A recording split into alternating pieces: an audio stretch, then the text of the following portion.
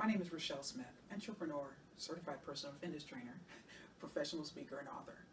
Last time, I talked about the importance of overcoming rejection and the standpoint and the fact that we all have to deal with rejection in life, but it's how we handle it and how we master it that truly, truly, truly will help determine how happy we are in our lives.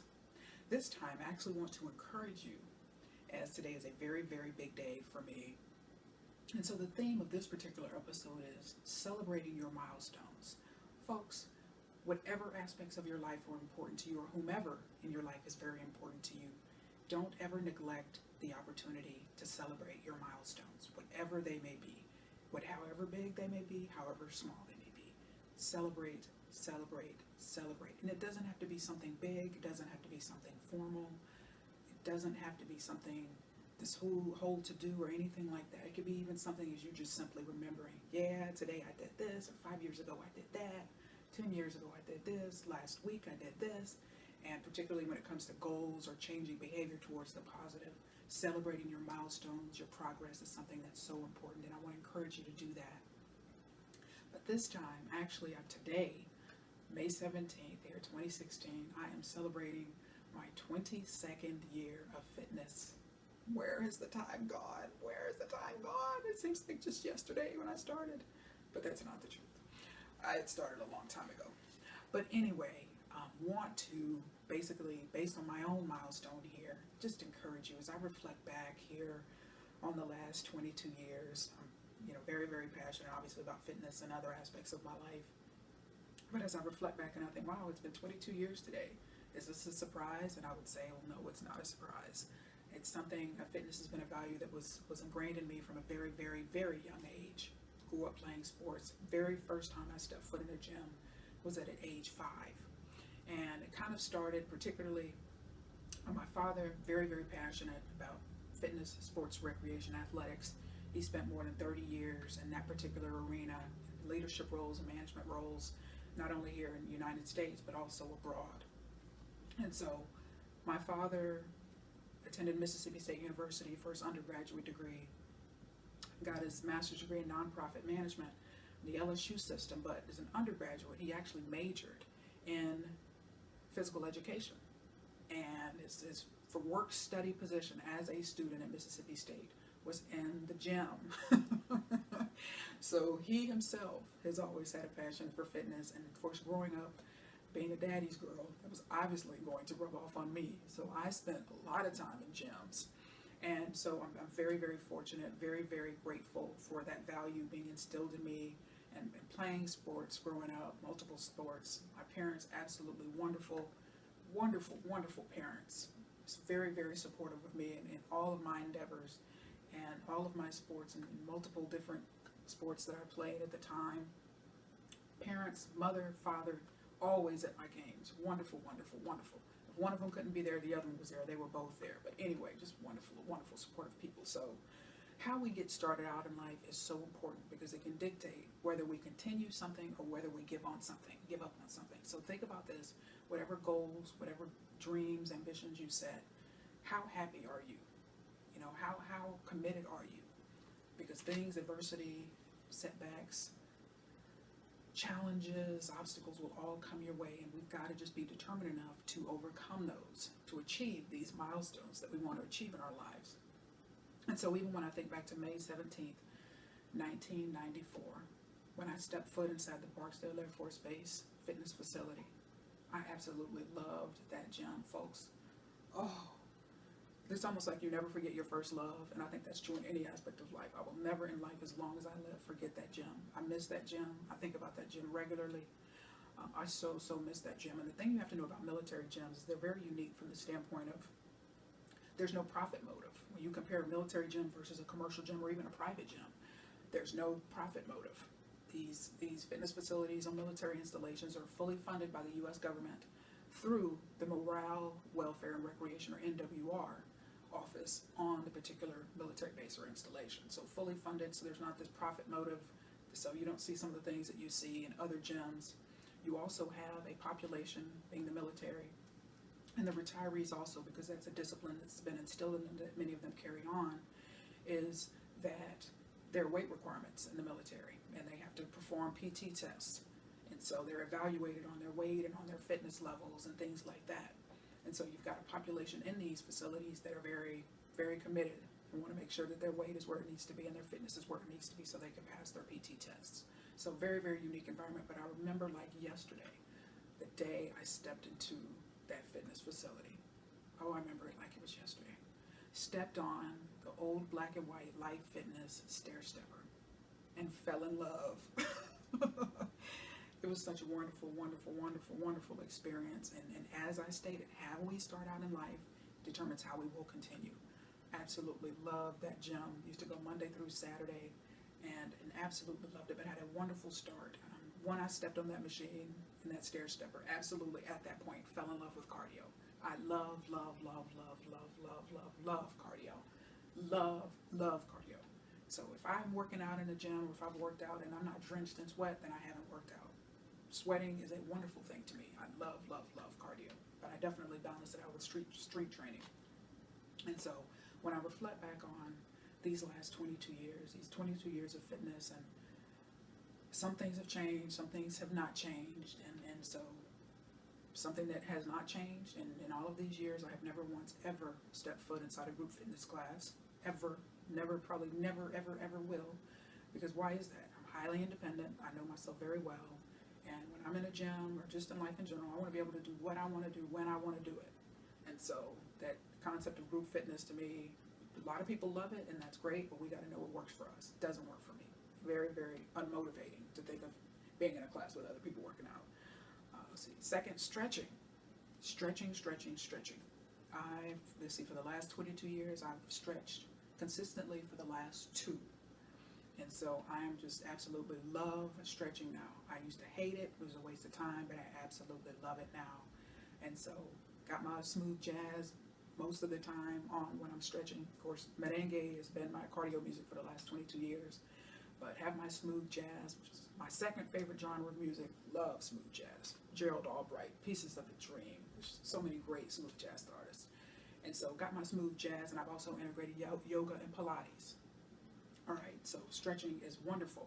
As I wrap up my cardio, stretch, and then move into the next phase of my workout, my final phase, which is strength training. So I'm open. That's how I've evolved in terms of my fitness. That's how I've lasted, is being open to change and trying new things and really exploring what works and what can keep me going. I'm very big on cross training. I've mentioned the concept of periodization, which means periodically changing your workout. And in terms of periodization, I do it daily. I can't go in there every day and do the same thing. A lot of people, that works for them, does not work for me. And me personally, routine, doing the same thing every day does not work for me. I get bored very easily. So part of my reason for that longevity is because I'm cross-training. I switch things up daily. And so I'm never going in getting bored. And because when we get bored in any aspect of life, what happens? We lose interest. That's just the idiosyncrasy of mine, is I get bored very easily. So that's one of the reasons why I've been able to hang in there all this time, is that I shake things up very, very often, and that works for me. But lastly, as I think about this whole concept of, all of these years of fitness, and I mentioned you will have adversity, you will have setbacks, you will have obstacles, you will have challenges on the way to celebrating your yearly, monthly, daily, weekly milestones. So whatever is important to you, and you've heard me say that, you've got to be assertive, you've got to stand up, but you've got to be willing to go through whatever it is you need to go through to preserve and to be able to celebrate those milestones that you have in life. Think about my own fitness. I mean, it's adversity from the standpoint of, when I'm in graduate school at FIU in Miami, literally, I've been a member of Ballet Fitness. I have a lot of respect for Ballet Fitness. I've been a member of 3 different Ballet Fitnesses, 2 here in Metro Detroit, and 1 when I was in Miami. But when I was in Miami as an intern, then that was more feasible in terms of the budget. When I was a poor, very poor, struggling graduate student after I'd come back to Miami at FIU, could not afford a ballet membership, really couldn't afford much of anything. But I worked out at the FIU gym, and so just things such as that, and the cold winters when I was also in graduate school at Northwestern, working on my second graduate degree, absolutely freezing, walking to the gym, felt like my quads felt like blocks of ice while I'm walking to the gym, but I still persevered, I still made it happen. And so whatever adversity, obstacles come your way, folks, you've got to overcome those. Okay, you've heard me talk about kind of one of the biggest challenges that I faced in terms of my fitness is dealing with this, having dealt with this situation with this older guy at my gym that my mother, has given the nickname Grandpa Stalker. And so, of course, in March of this year, as on a Fitness Friday, I highlighted that, kind of what I was dealing with in that particular scenario of, I thought I had seen it all in the gym, and obviously I hadn't. Because this was a very new experience to me, very unique experience for me. But as that old saying goes, when the student is ready, the teacher will appear. And that is so true, because I didn't have a clue about law enforcement. I didn't know anything about the law. But I've had people that have come into my life, actually people that were already in my life, that really spoke up, that really enlightened me, educated me, encouraged me during this process. And I am so forever grateful. When you think about all your milestones, whatever they may be, particularly when you've had to deal with adversity or challenges, who are the people that have come alongside you and really kind of undergirded you during this process? And I've had a number of folks, even this particular issue, that have come into my life or that have spoken up. And actually, a couple have actually come into my life that have had roles that have been pertinent to helping me to understand how to navigate these scenarios. And I'm just so grateful for all the people who believe in my fitness, believe in what I'm trying to do, believe in my own fitness leadership role, and how I'm trying to inspire, equip, and empower other people. And for all of these individuals, I am just so grateful. I mean, my mother is just insight, my entire family. My father, with more than 30 years of recreation, who was in my ear saying, this is what should have happened from a gym standpoint. And this is what, if this doesn't stop, if this happens again, yada, yada, yada. So wonderful, wonderful insight, obviously, from somebody, like my father, with just expertise in facility recreation, sports fitness facility management. And so it's been wonderful. I've had one of my dad's former friends, who's a retired member of the Air Force, spent part of his career in the Office of Special Investigations, was an OSI for the Air Force. Had a conversation with him. He took a look at everything that I had, was just very, very insightful. And a good friend of mine, 30-year member of the Michigan State Police, is also a detective, also in my ear, giving me insights, telling me what to do.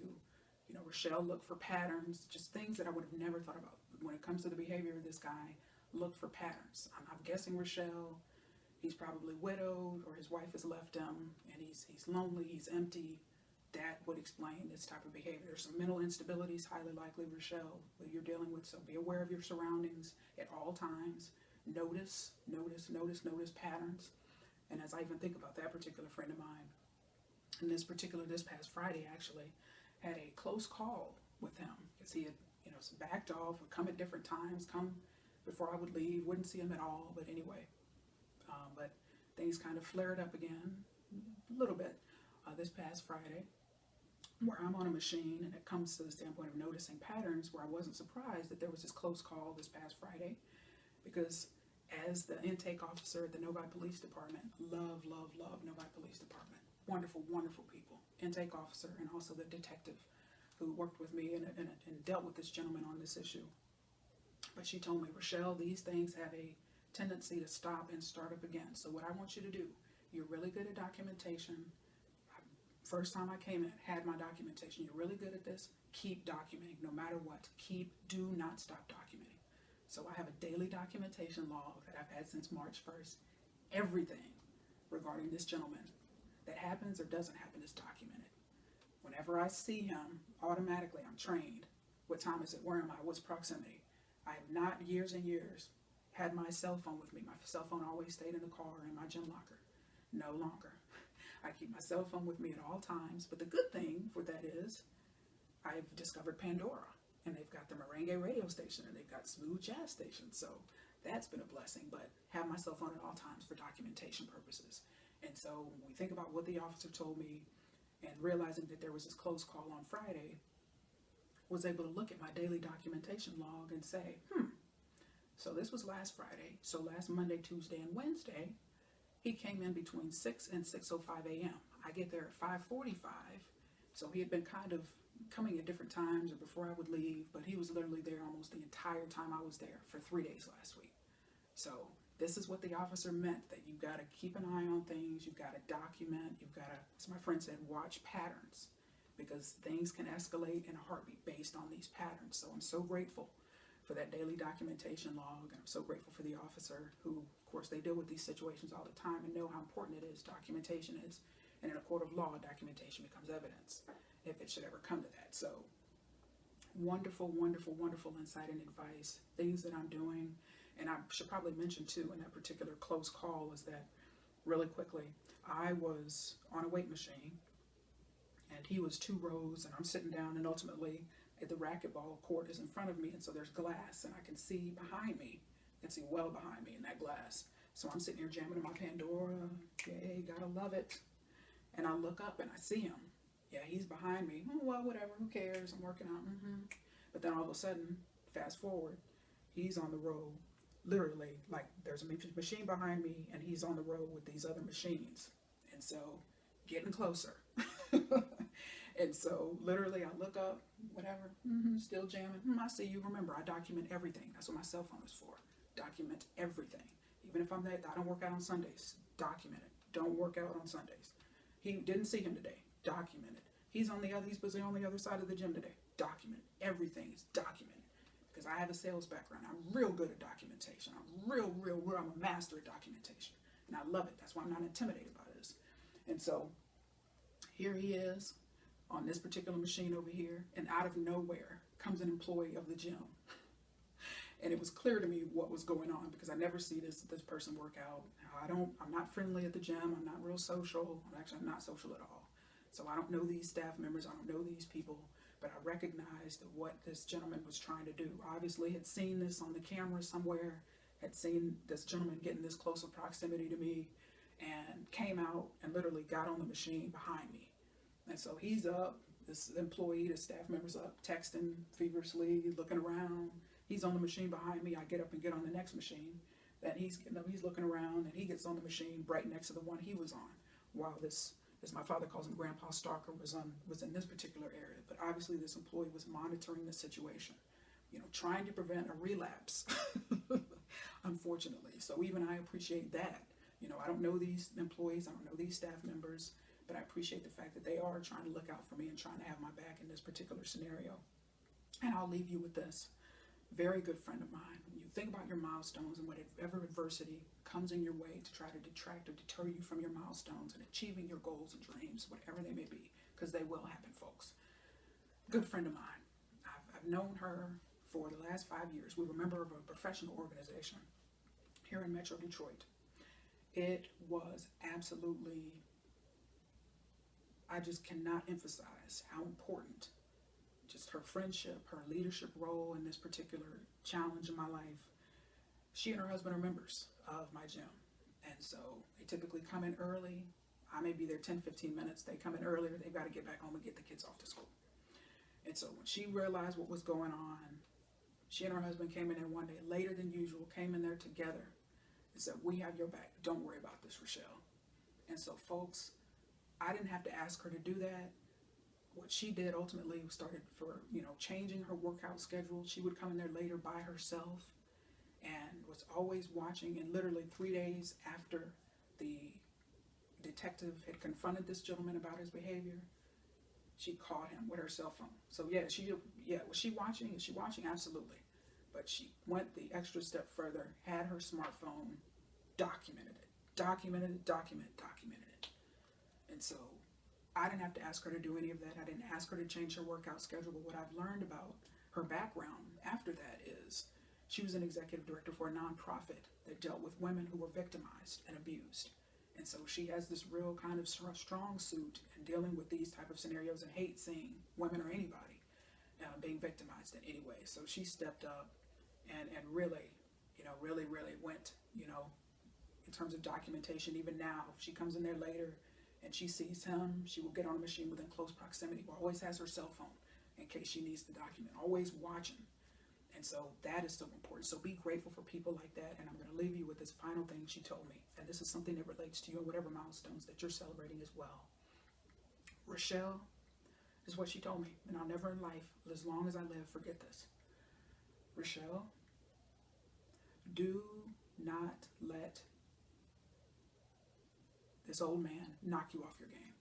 She said, anybody who comes into this gym knows you don't have to say a word that this is sacred to you, that this is important to you. And each and every time you come in here, Rachelle, you are at the top of your game. You are a woman of purpose. You are a woman, you are completing your life assignment. You are making a difference in the world. You have an anointing on your life. Do not let him knock you off your game. And so that was so meaningful. That was so meaningful. That was so meaningful to me. It's so important to me. And so I encourage you, much like she encouraged me, whatever milestones you want to celebrate, you are celebrating. Don't let anyone or anything knock you off your game. But I'm so grateful for this journey. I'm so grateful for all of the people, these last 22 years, people that have encouraged me, that have been there for me, that have really, even you've seen my Fitness Friday post where I'm interviewing different people. All of these people believe in me and what I'm trying to do and what I'm trying to accomplish and are committed to me and are also committed to you and helping you to live your best life possible. And that's what it's all about, folks. I want you to be happy. I want you to be healthy. I want you to be whole. And I want you to be celebrating milestones in each and every aspect of your life for many years to come. Thanks so much for your time. Make it a wonderful day.